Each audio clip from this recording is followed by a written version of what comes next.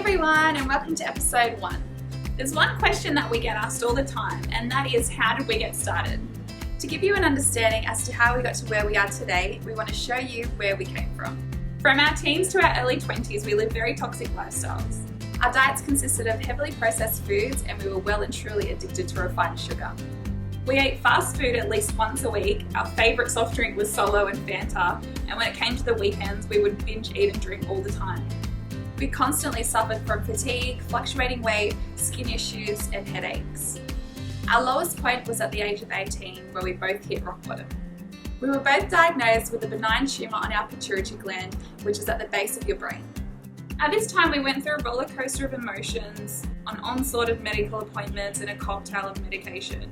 We were both put on steroids to shrink the tumours, but ultimately didn't do anything. It only made us put on 15 kilos within a matter of weeks.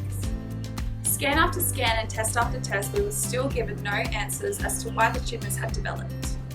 As my tumour was bigger and my headaches more severe, they lasted around 8 months in total. I was actually admitted to RPA hospital where I had it removed. This was a really rocky time for both of us. Although this was the lowest point in our lives, it was still not a big enough wake-up call, and we went on to live the same toxic lifestyles. We ate what we wanted, we drank on the weekends, and we were known to buy a $5 bottle of passion pop to get wasted with our friends. We were very insecure, the self-hatred was relentless, and we were the unhealthiest we'd ever felt. Our relationship with food was toxic, and our relationship with our bodies was non-existent. We didn't care about ourselves, and we definitely didn't care about our health. It wasn't until about 4 years ago, when a good friend of ours' brother passed away very quickly after being diagnosed with liver cancer, that we actually started to think about how we're treating our own bodies. We decided to start searching for some answers ourselves, and looking back now, we realised that this is actually the first step we made in taking back control of our own health. We'd always been aware of natural therapies and had heard the word holistic before, but we never really took the time to understand this realm of healthcare until we picked up Sweet Poison by David Gillespie. This was the first health book we had ever read, and our minds were blown. Fast forward to now, and wow, our lives have definitely changed. We believe the first step to successfully changing your lifestyle for good is having the knowledge behind your why. Doing your own research, understanding how your body works and how it can heal itself is vital if you want to achieve optimal health and wellness. We have a big collection of health books and resources that we turn to regularly to guide us, to help us find out what really works best for us. Everybody is different, and what works for me doesn't necessarily work for Stevie, and vice versa. This is why we encourage you to find out what works best for you. Take back your health through self-love, self-care, and self-education.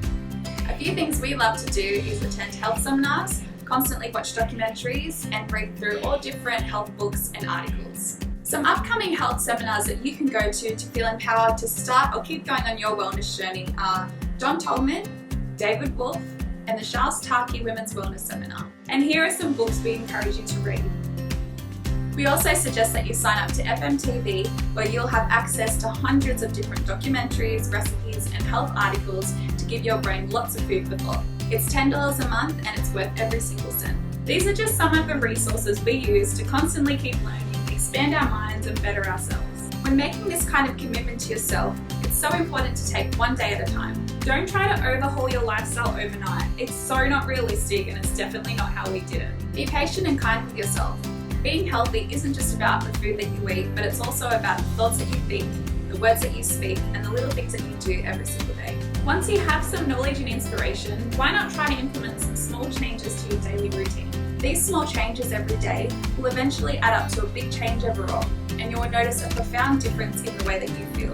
In the beginning, we made some simple swaps in our household that might just benefit yours. We swapped out vegetable oil for coconut oil, soft drink for kombucha, margarine for organic grass-fed butter, and table salt for Himalayan rock salt. Once you start to implement these changes into your lifestyle, you may feel worse before you start to feel better, but hang in there, it's totally worth the ride. When you get over that small hill, the brain fog will clear, your energy will lift, and your mood should level out, and you'll truly begin to feel good on the inside. So many of us have no idea just how good our bodies are designed to feel. We each have a wellness regime that we stick to every single day. Maybe you'd like to start your own too. Write it down on a piece of paper, stick it up on the fridge or on the mirror, somewhere you can see it every single day to remind yourself. Every day you have a choice. We choose to nourish ourselves with the food that we eat, the books that we read, and the people that we surround ourselves with. Remember that this isn't a short-term diet, this is a long-term lifestyle.